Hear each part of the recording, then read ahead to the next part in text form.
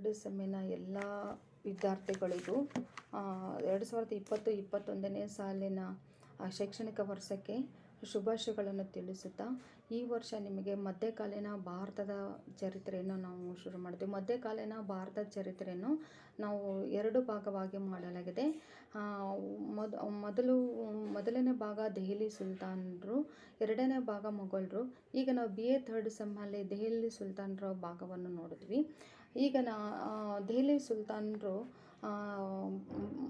ಸುಲ್ತಾನರು ಅಂತಂದರೆ ಮೊದಲಿಗೆ ನಾವು ಕ್ರಿಸ್ತಕ 1206ರಿಂದ 1526ರವರೆಗೆ ಇವರ ಒಂದು ಇಸ್ವಿಯನ್ನು ನಾವು ನೋಡ್ತೇವೆ. ಇವರ ಒಂದು ಪ್ರಸ್ತಾವನೆಯನ್ನು ನೋಡುವುದಾದರೆ, ಇಲ್ಲಿ ಸಿಂಧ್ ಪ್ರಾಂತದ ಮೇಲೆ ಅರಬ್ಬರ ದಾಳಿಯೊಂದಿಗೆ ಮುಸ್ಲಿಂ ಪ್ರಭುತ್ವ ಆರಂಭವಾದರೂ ಕೂಡ ಅದೊಂದು ರಾಜಕೀಯ ಶಕ್ತಿಯಾಗಿ ಬೆಳೆಯಲಿಲ್ಲ. ಗೋರಿ ಮೊಹಮ್ಮದನು ಭಾರತದ ಮೇಲೆ ಮುಸ್ಲಿಂ ಪ್ರಭುತ್ವ ಏರ್ಪಡಿಸಿದರೂ ಕೂಡ ಅವನು ಬಹುಕಾಲ ಬದುಕಲಾಗಲಿಲ್ಲ. ಕ್ರಿಸ್ತಕ 1206ರಲ್ಲಿ ಗೋರಿ ಮೊಹಮ್ಮದನು ಗಂಡು ಸಂತಾನವಿಲ್ಲದೆ ನಿಧನನಾದಾಗ ಅವನ ಗುಲಾಮ ಕುತುಬುದ್ದೀನ್ ಐಬಕನು ಗುಲಾಮ ಸಂತತಿಯ ಒಂದು ಸಂತತಿಯಲ್ಲಿ ದೆಹಲಿ ಸಿಂಹಾಸನವನ್ನು ಏರಿದನು. ಈ ದೆಹಲಿ ಸುಲ್ತಾನರಂದರೆ ನಾವು 5 ಸಂತತಿಗಳನ್ನು ನಾವು ನೋಡಿದ್ವಿ. ಯಾವ್ಯಾವ 5 ಸಂತತಿಗಳಂದರೆ, ಒಂದು ಗುಲಾಮಿ ಸಂತತಿ. ಆ ಗುಲಾಮಿ ಸಂತತಿ ಕ್ರಿಸ್ತಕ 1206ರಿಂದ 1290ರವರೆಗೆ ಮುಗಿಯುತ್ತೆ. ನೆಕ್ಸ್ಟ್ 2 ಖಿಲ್ಜಿ ಸಂತತಿ ಕ್ರಿಸ್ತಕ 1290ರಿಂದ 1320. ಮೂರನೇದು ನಾವು ನೋಡೋದಾದರೆ ತೊಗಲಕ್ ಸಂತತಿ ಕ್ರಿಸ್ತಕ 1320ರಿಂದ 1412ರವರೆಗೆ. ನೆಕ್ಸ್ಟ್ ನಾವು 4ನೇ ಒಂದು ಸಂತತಿಯನ್ನು ನೋಡೋದಾದರೆ ಸೈಯದ್ ಒಂದು ಸಂತತಿ ಕ್ರಿಸ್ತಕ 1412ರಿಂದ 1451 ಸೈಯದ್ ಸಂತತಿ. ಆಮೇಲೆ 5ನೇ ಒಂದು ಸಂತತಿ ಕ್ರಿಸ್ತಕ 1451ರಿಂದ 1526ಕ್ಕೆ. ಈ ಒಂದು ಇದನ್ನು ನಾವು ಸಂಪೂರ್ಣವಾಗಿ ದೆಹಲಿ ಸುಲ್ತಾನರು ಅಂತೇಳಿ ಕರಿತೀವಿ. ಈ ದೆಹಲಿ ಸುಲ್ತಾನರಲ್ಲಿ ನಾವೇನು ಮೊದಲನೇದಾಗಿ ಗುಲಾಮಿ ಸಂತತಿಯನ್ನು ನಾವು ತೆಗೆದುಕೊಳ್ತೀವಿ. ಅದರಲ್ಲಿ ನನಗೆ ಬಂದಿರೋ ಒಂದು ಫಸ್ಟ್ ಸೆಷನ್ನು ಮೊದಲನೇದು ಮತ್ತು 2-3 ಸೆಷನ್ನಲ್ಲಿ ನನಗೆ ಒಂದು ಗುಲಾಮಿ ವಂಶದಲ್ಲಿ ಬಂದಿದೆ. ಮೊದಲನೇ ಒಂದು ಸೆಷನ್ ನೋಡೋದಾದರೆ, ಇದು BA ಥರ್ಡ್ ಸೆಮ್ಮಿನ ಮೊದಲನೇ ಅಧ್ಯಾಯದಲ್ಲಿ ಮೊದಲನೇ ಸೆಷನ್ದಲ್ಲಿ ಮೊದಲು ನಾನು ಕುತುಬುದ್ದೀನ್ ಐಬಕನ ಜೀವನ ಮತ್ತು ಸಾಧನೆಗಳ ಒಂದು ಪಾಠವನ್ನು ನಿಮಗೆ ಹೇಳ್ತಾ ಇದ್ದೀನಿ. ಮೊದಲು ಅದರ ಒಂದು ಪ್ರಸ್ತಾವನೆಯನ್ನು ಈಗ ನೋಡೋಣ. ಇಲ್ಲಿ ಮೊಹಮ್ಮದ್ ಯಾವ ರೀತಿ ಒಂದು ಇದಾಯಿತು, ಕುತುಬುದ್ದೀನ್ ಐಬಕ್ ಯಾವ ರೀತಿ ಒಂದು ನಮಗೆ ಪರಿಚಯನಾದ ಅಂತಂದೇಳಿ, ಮೊಹಮ್ಮದ್ ಗೋರಿ ಭಾರತದಲ್ಲಿ ದಂಡಯಾತ್ರೆ ಕೈಗೊಂಡು ಪ್ರಥಮ ಬಾರಿಗೆ ತನ್ನ ಆಡಳಿತವನ್ನು ಸಂಘಟಿಸಿದನು. ಸುಲ್ತಾನ್ ಮಹಮೂದನಿಗೆ ಇಲ್ಲಿ ಗಂಡು ಮಕ್ಕಳಿಲ್ಲದ ಕಾರಣ ಆತನ ಪ್ರದೇಶಗಳಿಗೆ ತನ್ನ ವಿಶ್ವಾಸಿ ಗುಲಾಮನಾದ ಐಬಕನನ್ನು ನೇಮಿಸಿದನು. ಈತನು ದೆಹಲಿಯನ್ನು ಕೇಂದ್ರವಾಗಿರಿಸಿಕೊಂಡು ಭಾರತೀಯ ಪ್ರದೇಶಗಳನ್ನು ನಿಭಾಯಿಸಿದನು. ಹೀಗಾಗಿ ಕುತುಬುದ್ದೀನ್ ಐಬಕನನ್ನು ಅಲ್ಲಿ ಗುಲಾಮಿ ಸಂತತಿ ಅಥವಾ ನಾವು ಇನ್ನೊಂದು ಮಮಲಿಕ್ ಸಂತತಿ ಸ್ಥಾಪಕನೆಂದು ಕೂಡ ನಾವು ಕರೆಯಲಾಗಿದೆ. ದೆಹಲಿಯಲ್ಲಿ ಪ್ರಥಮ ಬಾರಿಗೆ ತುರ್ಕಿ ಆಡಳಿತ ಸ್ಥಾಪಿಸಿದ ಒಂದು ಶ್ರೇಯಸ್ಸು ಇಲ್ಲಿ ಕುತುಬುದ್ದೀನ್ ಐಬಕ್ಗೆ ಸಲ್ಲುತ್ತದೆ. ಇವನು ಕ್ರಿಸ್ತಕ 1206ರಿಂದ ದೆಹಲಿಯಲ್ಲಿ ಗುಲಾಮಿ ಆಳ್ವಿಕೆ ಆರಂಭಗೊಂಡಿತು. ತನ್ನ ಪ್ರದೇಶಗಳನ್ನು ರಕ್ಷಿಸಿಕೊಳ್ಳುವುದಕ್ಕಾಗಿ ಹೋರಾಟ ನಡೆಸಿದ ಐಬಕನು ಹೊಸ ಪ್ರದೇಶಗಳನ್ನು ಜಯಿಸಲಿಲ್ಲ. ಪ್ರಬಲವಾಗಿದ್ದ ಮತ್ತು ಈತನನ್ನು ವಿರೋಧಿಸುತ್ತಿದ್ದ ತುರ್ಕಿ, ಖಿಲ್ಜಿ ಮತ್ತು ಹಿಂದೂ ನಾಯಕರನ್ನು ಏನು ಇದ್ದರೂ ಅವರನ್ನೇ ಒಂದು ನಿಭಾಯಿಸಿ ತನ್ನ ಒಂದು ಸ್ಥಾನವನ್ನು ಭದ್ರಪಡಿಸಿಕೊಂಡನು. ಆದರೆ ಉತ್ತಮ ಆಡಳಿತ ಸಂಘಟಿಸುವ ಅವಕಾಶ ಮಾತ್ರ ಇವನಿಗೇನಾಯಿತು ದೊರೆಯಲಿಲ್ಲ. ಏಕೆಂದರೆ ಅವನ ಒಂದು ಕಾಲ ಸ್ವಲ್ಪದರಲ್ಲೇ ಅದು ಮುಗಿಯಿತು ಅಂತ. ಈಗ ನಾವು ಎರಡನೇ ಒಂದು ಇದೇನೆಂದರೆ, ಕುತುಬುದ್ದೀನ್ ಐಬಕನ ಒಂದು ಜೀವನ, ಅರ್ಲಿ ಲೈಫ್ ಅಂದರೆ ಆರಂಭದ ಜೀವನ ಹೇಗಿತ್ತು ಅಂತ ಹೇಳಿ ನೋಡೋಣ. ಮೊಹಮ್ಮದ್ ಗೋರಿಯ ಭಾರತ ಮತ್ತು ವಾಯುವ್ಯ ಪ್ರದೇಶಗಳನ್ನು ಸ್ವಾಧೀನಪಡಿಸಿಕೊಂಡ ನಂತರ ಅವುಗಳನ್ನು ತನ್ನ ನೇರ ನಿಯಂತ್ರಣಕ್ಕೆ ತಂದುಕೊಳ್ಳದೆ ಅವುಗಳಿಗೆ ತನ್ನ ಗವರ್ನರ್ ಅಥವಾ ರಾಜ್ಯಪಾಲರನ್ನು ನೇಮಿಸುವ ಮೂಲಕ ಅವುಗಳ ಆಡಳಿತ ಸಂಘಟನೆಯನ್ನು ಅವರಿಗೆ ವಹಿಸಿದನು. ಮೊಹಮ್ಮದ್ ಗೋರಿ ನಂತರ ಅವನ ಹಳೆಯನಾದ ಗಿಯಾಸುದ್ದೀನನು ಅಧಿಕಾರಕ್ಕೆ ಬಂದನು. ಹೀಗಾಗಿ ಮೊಹಮ್ಮದ್ ಗೋರಿ ವಿಶಾಲ ಸಾಮ್ರಾಜ್ಯವು ಹರಿದು ಹಂಚಿ ಹೋಯಿತು. ಅಲ್ಲಿ ಯಾವ ರೀತಿಯಾಗಿ ಹಂಚಿ ಹೋಯಿತು ಅಂತಂದರೆ, ಅಲ್ಲಿ ತಾಜುದ್ದೀನ್ ಇಲ್ದೋಜ್ ಅಫ್ಘಾನಿಸ್ತಾನದ ಉತ್ತರದ ಸಿಂಧ್‌ವರೆಗೆ ಪ್ರದೇಶವನ್ನು ಅವನು ಆಕ್ರಮಣ ಮಾಡಿದನು. ನಾಸರಿದ್ದು ಕುಬೈಚನು ಹುಜ್ ಮತ್ತು ಮುಲ್ತಾನ ಪ್ರದೇಶಗಳನ್ನು ಆಳುತ್ತಿದ್ದನು. ಕುತುಬುದ್ದೀನ್ ಐಬಕನು ಭಾರತದ ಪ್ರಾಂತ್ಯಗಳನ್ನು ಆಳುತ್ತಿದ್ದನು. ಇವರು ಗೋರಿಯ ನಂತರ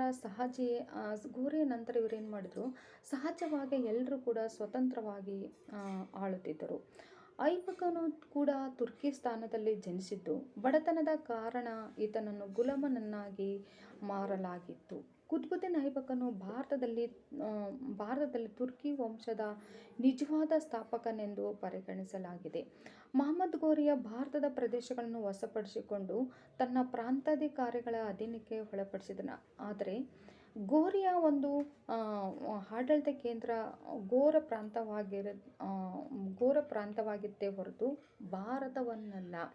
ಗೋರಿಯ ಅಧೀನದಲ್ಲಿ ಭಾರತವನ್ನು ಆಳಿದ ಕುತುಬುದ್ದೀನ್ ಐಬಕನನ್ನು ಭಾರತದ ಪ್ರಥಮ ತುರ್ಕರ ಸುಲ್ತಾನನೆಂದು ಕರೆಯಲಾಗಿದೆ.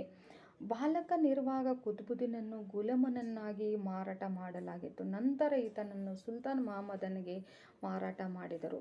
ಗುಲಾಮನಾದ ಐಬಕನು ಸುಲ್ತಾನನ ಸೇವೆಯಲ್ಲಿ ತನ್ನ ನಿಷ್ಠೆ ವ್ಯಕ್ತಪಡಿಸಿ ಆತನ ಒಂದು ನಂಬಿಕಸ್ಥ ಸೇವಕನಾಗಿ ಮನೆಗೆದ್ದನು. ಹೀಗಾಗಿ ಕ್ರಮೇಣವಾಗಿ ಐಬಕನು ಆಡಳಿತದ ಉನ್ನತ ಹುದ್ದೆಗಳನ್ನು ಅಲಂಕರಿಸಿದನು. ಐಬಕನಲ್ಲಿ ಧೈರ್ಯ, ಸಾಹಸ, ಸೇವಾ ನಿಷ್ಠೆ ಮತ್ತು ಔದಾರ್ಯ ಗುಣಗಳನ್ನು ಗುರುತಿಸಿದ ಮಹಮ್ಮದನು ತನ್ನ ಕುದುರೆ ಲಾಯದ ಮುಖ್ಯಸ್ಥ ಅಥವಾ ಅಮೀರ್ ಅಕೂರ್ನನ್ನಾಗಿ ನೇಮಿಸಿದನು. ತನ್ನ ಒಡೆಯನ ಸೈನ್ಯದಲ್ಲಿ ಸಮರ್ಥವಾಗಿ ಸೇವೆ ಸಲ್ಲಿಸಿದನಲ್ಲದೆ ತರೈನ್ ಯುದ್ಧದಲ್ಲಿ ಕೂಡ ಐಬಕನು ಗೋರಿಗೆ ಒಂದು ಸೇವೆಯನ್ನು ಮಾಡಿಕೊಟ್ಟನು. ಐಬಕನಲ್ಲಿ ಹೀಗಾಗಿ ಗೋರಿಗೆ ಅಪಾರ ಪ್ರೀತಿ ಹೊಂದಿದ ನಂತರ ತನ್ನ ಭಾರತೀಯ ಪ್ರದೇಶಗಳ ಹೊಣೆಗಾರಿಕೆಯನ್ನು ಕೂಡ ಐಬಕನಿಗೆ ನೀಡಿದ್ದಲ್ಲದೆ ಮಲ್ಲಿಕ್ ಎಂಬ ಹುದ್ದೆಯನ್ನು ಕೂಡ ನೀಡಿದನು.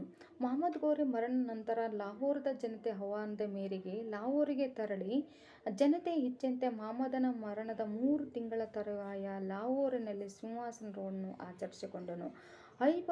ಆಚರಿಸಿಕೊಂಡು ಗಿಯಾಸುದ್ದೀನ್ ಗೋರಿಯ ಸುಲ್ತಾನನಾಗಿ ಅಧಿಕಾರ ವಹಿಸಿಕೊಂಡ ನಂತರ ಕುತುಬುದ್ದೀನ್ ಐಬಕನಿಗೆ ರಾಜಲಾಂಛನ ನೀಡಿದ್ದಲ್ಲದೆ ಆತನನ್ನು ಸುಲ್ತಾನನೆಂದು ಗೌರವಿಸಿದನು. ಆದರೆ ಕ್ರಿ. 1208ರವರೆಗೂ ಐಬಕನು ಗುಲಾಮಿ ಸ್ಥಾನದಿಂದ ವಿಮೋಚನೆಯಾಗಲಿಲ್ಲ. ಐಬಕನು ಕೇವಲ ಮಲ್ಲಿಕ್ ಮತ್ತು ಸಿಪಾಹ ಸಲಾಲ್ ಬಿರುದುಗಳನ್ನು ಮಾತ್ರ ಧರಿಸಿದನೇ ಹೊರತು ತನ್ನ ಹೆಸರಿನಲ್ಲಿ ನಾಣ್ಯ ಮುದ್ರಿಸುವುದಾಗಲಿ ಕುತುಬನ್ನು ಪಠಿಸುವ ಅಧಿಕಾರವನ್ನಾಗಲಿ ಆ ಸುಲ್ತಾನನಿಗೆ ಇರಲಿಲ್ಲ. ಆದರೆ ಮಹಮ್ಮದನ ಮರಣದ ನಂತರ ಐಬಕನು ನಿಜವಾದ ಸುಲ್ತಾನನಂತೆಯೇ ಕಾರ್ಯನಿರ್ವಹಿಸಿದನು. ತನ್ನ ಅಧಿಕಾರವನ್ನು ಇತರರೊಂದಿಗೂ ಕೂಡ ಹಂಚಿಕೊಳ್ಳುವ ಉದ್ದೇಶ ಐಬಕನದಾಗಿರಲಿಲ್ಲ. ಒಟ್ಟಾರೆ ಹಂತವಾಗಿ ಮೇಲೇರಿದ ಐಬಕನು ಭಾರತೀಯ ಪ್ರಾಂತ್ಯಗಳನ್ನು ಆಳಿದನಲ್ಲದೆ ತನ್ನ ಸ್ಥಾನವನ್ನು ಭದ್ರಪಡಿಸಿಕೊಳ್ಳಲು ಹಲವಾರು ತೊಂದರೆಗಳನ್ನು ಎದುರಿಸಬೇಕಾಗಿತ್ತು. ಯಾವ್ಯಾವುದು ಅವನ ಒಂದು ತೊಂದರೆಗಳಾಯಿತು ಐಬಕನಿಗೆ ಆರಂಭದಲ್ಲಿ ಅಂದರೆ, ಮಹಮ್ಮದ್ ಗೋರಿಯ ಭಾರತದ ಪ್ರಾಂತ್ಯಗಳ ಪ್ರಾಂತಾಧಿಕಾರಿಯಾಗಿದ್ದ ಐಬಕನು ತನ್ನ ಸ್ಥಾನವನ್ನು ಭದ್ರಪಡಿಸಿಕೊಳ್ಳಲು ಸಾಕಷ್ಟು ಸಂಕಷ್ಟಗಳನ್ನು ಎದುರಿಸಬೇಕಾಯಿತು. ಈತನ ಶಕ್ತಿ ಪ್ರತಿಷ್ಠೆಗೆ ಅಸೂಯೆ ವ್ಯಕ್ತಪಡಿಸುವ ತುರ್ಕಿ ಸರ್ದಾರ್ ನಂಬುವುದು ತನಗೆ ಅನುಕೂಲಕರವಲ್ಲ ಎಂಬುದನ್ನು ಅರಿತಿದ್ದನು. ಅವರನ್ನು ಎದುರಿಸುವುದು ಕೂಡ ಈತನಿಗೆ ಕಷ್ಟ ಸಾಧ್ಯವಾಗಿತ್ತು. ಹೀಗಾಗಿ ರಜಪೂತರು ಹಿಂದೆ ತುರ್ಕರ ಕೈಯಲ್ಲಿ ಸೋತು ತಮ್ಮ ಅಸ್ತಿತ್ವವನ್ನು ಕೂಡ ಕಳೆದುಕೊಂಡಿದ್ದರು. ಆದಾಗ್ಯೂ ಕೂಡ ತುರ್ಕರನ್ನು ಸೆರೆಹಿಡಿಯಲು ಅವಕಾಶಕ್ಕಾಗಿ ತೊರೆಯುತ್ತಿದ್ದರು. ತುರ್ಕರು ವಶಪಡಿಸಿಕೊಂಡಂಥ ಬೆಂಗಾಲ್ದಂಥ ದೂರದ ಪ್ರಾಂತ್ಯಗಳು ಸಂಪೂರ್ಣವಾಗಿ ಐಬಕನ ನಿಯಂತ್ರಣಕ್ಕೊಳಪಟ್ಟಿರಲಿಲ್ಲ. ಈ ರೀತಿಯಾಗಿ ಐಬಕನು ಈ ಸಮಸ್ಯೆಗಳ ಜೊತೆಗೆ ತಾಜುದ್ದೀನ್ ಇಲ್ದೋಜ್ ಮತ್ತು ನಾಸಿರುದ್ದೀನ್ ಕುಬೇಚರು ಕೂಡ ದೆಹಲಿ ಸಿಂಹಾಸನಕ್ಕಾಗಿ ಪೈಪೋಟಿಯಲ್ಲಿದ್ದರು. ಇದನ್ನೆಲ್ಲವೂ ಕೂಡ ಅವನು ಸಮರ್ಥವಾಗಿ ಎದುರಿಸಿದನು. ಈಗ ನಾವು ಕುತುಬುದ್ದೀನ್ ಐಬಕನ ಒಂದು ಸಮರ್ಥವಾಗಿ ಎದುರಿಸಿ ಅವನು ಇಲ್ಲಿ ಮತ್ತೆ ಅವನು ಕ್ರಿಸ್ತಕ 1206 ಜನವರಿ 24ರಂದು ದೆಹಲಿ ಸಿಂಹಾಸನವನ್ನು ಏರಿದನು. ಕುತುಬುದ್ದೀನ್ ಐಬಕನ ಒಂದು ಸಾಧನೆಗಳು. ಮೊದಲನೇದಾಗಿ ನಾವು ಕುತುಬುದ್ದೀನ್ ಐಬಕನ ಸಾಧನೆಗಳನ್ನು 2 ಭಾಗವಾಗಿ ಮಾಡುತ್ತೇವೆ. ಒಂದು ಮಿಲಿಟರಿ ಸಾಧನೆಗಳು, ಇನ್ನೊಂದು ಆಡಳಿತ ಸಾಧನೆಗಳು. ಮೊದಲನೇದಾಗಿ ನಾವು ಮಿಲಿಟರಿ ಸಾಧನೆಗಳನ್ನು ನೋಡ್ತೀವಿ. ಮಿಲಿಟರಿ ಸಾಧನೆಯಲ್ಲಿ ಮೊದಲನೇದೇನೆಂದರೆ, ಅವನು 2ನೇ ಕದನದಲ್ಲಿ ತನ್ನ ಒಂದು ಏನು ಒಡೆಯನಿಗೆ ಹೋರಾಡಿ ಎರಡನೇ ತರೇನ್ ಕದನದಲ್ಲಿ ಹೋರಾಡಿ ಒಂದು ಸಾಹಸವನ್ನು ತಂದುಕೊಟ್ಟನು, ಅಂದರೆ ಜಯವನ್ನು ತಂದುಕೊಟ್ಟನು ಅಲ್ಲಿ ಕೂಡ ಎರಡನೇ ತರೇನ್ ಕದನದಲ್ಲಿ. ನಂತರ ಅವನು ಎರಡನೇ ಒಂದು ಸಾಧನೆ ಏನಂದರೆ ಜಯಚಂದ್ರನ ವಿರುದ್ಧ ಚಂದವರ ಕದನದಲ್ಲಿ ಕಾದಾಡಿ ಕನುಜನ್ನು ಅವನು ಗೆದ್ದುಕೊಂಡನು. ನಂತರ ಮೂರನೇ ಒಂದು ಅವನ ಮಿಲಿಟರಿ ಸಾಧನೆ, ಅದೇ ರೀತಿಯಾಗಿ ಅವನು ಮೂರನೇದಲ್ಲಿ ಏನು ಒಂದು ಸಾಧನೆಯನ್ನು ಮಾಡಿದ ಅಂದರೆ ಅನ್ಸಿ, ಬದೋನಿ, ಮೀರತ್, ಅಜ್ಮೀರ್, ರಣತಂಬೋರುಗಳನ್ನು ಕೂಡ ಗೆದ್ದುಕೊಂಡನು. 1196ರಲ್ಲಿ ಗ್ವಾಲಿಯರ್ ಕೂಡ ಅವನ ವಶವಾಯಿತು. 1197ರಲ್ಲಿ ಗುಜರಾತಿನ ಭೀಮದೇವನನ್ನು ಸೋಲಿಸಿ ಅನಿಲ್ ವಾಡವನ್ನು ಕೂಡ ಅವನು ಲೂಟಿ ಮಾಡಿದನು. ನಂತರ ಅವನು ಅನಿಲ್ ವಾಡವನ್ನು ಕೂಡ ಅವನು ಲೂಟಿ ಮಾಡಿದನು. ನಂತರ 6ನೇ ಒಂದು ಕದನದಲ್ಲಿ 1202ರಲ್ಲಿ ಬುಂದೇಲ್ಖಂಡದ ಚಂದೇಲ ಅರಸ ಪರಮಾರ್ದಿ ದೇವ ಕಲಿಂಜರ್ನ ಮಹೋಬರನ್ನು ಕೂಡ ಸೋಲಿಸಿದನು.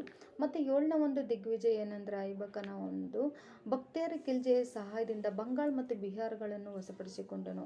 8ನೇ ಒಂದು ಸಾಧನೆ ಏನು ಅವನು ಮಾಡಿದ ಮಿಲಿಟರಿ ಅಂದರೆ 1208ರಲ್ಲಿ ಇಲ್ದೋಜನನ್ನು ಸೋಲಿಸಿ ಅವನ ಮಗಳನ್ನು ಕೂಡ ವಿವಾಹವಾದನು. ಮತ್ತು ಅದೇ ಒಂದು ಇಸ್ವಿಯಲ್ಲಿ ಅಂದರೆ 1208ರಲ್ಲಿ ಕುಬೇಚನನ್ನು ಸೋಲಿಸಿ ತನ್ನ ತಂಗಿಯನ್ನು ಆ ಕುಬೇಚನಿಗೆ ಕೊಟ್ಟು ವಿವಾಹ ಮಾಡಿದನು. ಇಷ್ಟು ಅವನ ಒಂದು ಮಿಲಿಟರಿ ಸಾಧನೆಗಳು. ನಂತರ ನಾವು ಎರಡನೇ ಒಂದು ಆಡಳಿತಾತ್ಮಕ ಸಾಧನೆಗಳನ್ನು ಈಗ ನೋಡಿದ್ವಿ. ಅದರಲ್ಲಿ ಒಂದನೇದೇನೆಂದರೆ ಐಬಕನು ಉದಾರ ದಾನ ಧರ್ಮಗಳಿಗೆ ಅವನು ಹೆಸರಾಗಿದ್ದನು. ಅಂದರೆ ಬಡವರಿಗೆ ಮತ್ತು ದಲಿತರಿಗೆ ಅಪಾರ ದಾನಗಳನ್ನು ಅವನು ನೀಡಿದನು. ಇದಕ್ಕಾಗಿ ಅವನಿಗೆ ಲಾಲ್ ಬಕ್ಷ್ ಅನ್ನೋ ಒಂದು ಬಿರುದನ್ನು ಕೂಡ ಕೊಟ್ಟರು. ಲಾಲ್ ಬಕ್ಷ ಅಂದರೆ ಏನಂದರೆ ಅದು ಲಕ್ಷಗಳ ದಾನಿ ಅಂತ. ನೆಕ್ಸ್ಟ್ ಎರಡು ಏನಂದರೆ ಅವನು ಸಾಹಿತ್ಯಗಳಿಗೆ ಅನೇಕ ಪಂಡಿತರಿಗೆ ಆಶ್ರಯ ನೀಡಿದ್ದನು. ಅಲ್ಲಿ ಯಾರು ಸಾಹಿತ್ಯಗಳಂದ್ರೆ ಹಸನ್ ನಿಜಾಮಿ ಅದರ ಒಂದು ಯಾವ ಕೃತಿಯನ್ನು ಬರೆದನೆಂದರೆ ತಾಜುಲ್ ಮಾಸಿರ್ ಅನ್ನೋ ಕೃತಿಯನ್ನು ಬರೆದನು. ಇನ್ನೊಬ್ಬ ಸಾಹಿತ್ಯ ಅಂದರೆ ಪ್ರಕೃತಿನವನು ತಾರಿಕಿ ಮುಮಲಿಕ್ ಅನ್ನೋ ಒಂದು ಕೃತಿಯನ್ನು ರಚಿಸಿದನು. ನಂತರ ಅವನು ಐಬಕನು ಕಲಾಪ್ರೇಮಿ ಕೂಡ ಆಗಿದ್ದನು. ಭಾರತಕ್ಕೆ ಒಂದು ಇಂಡೋ ಇಸ್ಲಾಮಿಕ್ ಶೈಲಿಯನ್ನು ಕೂಡ ಅವನು ಪರಿಚಯಿಸಿದನು. ಯಾವುದು ಅದರಲ್ಲಿ ಅಂದರೆ ದೆಹಲಿಯಲ್ಲಿ ಕ್ವಾತ್ ಉಲ್ ಇಸ್ಲಾಂ ಮಸೀದಿ, ಅಜ್ಮೀರ್ನ ಅರಾಹ ದಿನ್ಕಾ ಚೋಪ್ರಾ ಮತ್ತು ದೆಹಲಿಯ ಪ್ರಸಿದ್ಧವಾದ ಕುತುಬ್ ಮಿನಾರ್ ಒಂದು ಕಟ್ಟಡವನ್ನು ಅವನು ಆರಂಭಿಸಿದನು. ಈ ರೀತಿಯಾಗಿ ಅವನು ಮಿಲಿಟರಿ ಮತ್ತು ಆಡಳಿತಾತ್ಮಕವಾಗಿ ಸಾಧನೆಗಳನ್ನು ಮಾಡಿದನು. ನಂತರ ನಾವು ಕೊನೆಯದಾಗಿ ಐಬಕನ ಒಂದು ಕೊನೆಯ ದಿನಗಳನ್ನು ನಾವೀಗ ನೋಡಿದ್ವಿ. ಯಾವ ರೀತಿಯಾಗಿ ಅವನು ಮರಣವನ್ನು ಹೊಂದಿದನು. ಕೃಷಕ 1210ರಲ್ಲಿ ಅವನು ಪೋಲೋ ಆಟ ಅಂದರೆ ಚೌಗನ್ ಆಟವಾಡುವಾಗ ಅವನು ಕುದುರೆಯಿಂದ ಕೆಳಗೆ ಜಾರಿ ಬಿದ್ದು ಮರಣವನ್ನು ಹೊಂದಿದನು. ನಂತರ ಈಗ ಕೊನೆಯದಾಗಿ ನಾವು ಒಂದು ಐಬಕನ ಒಂದು ಸಮಾರೋಪ.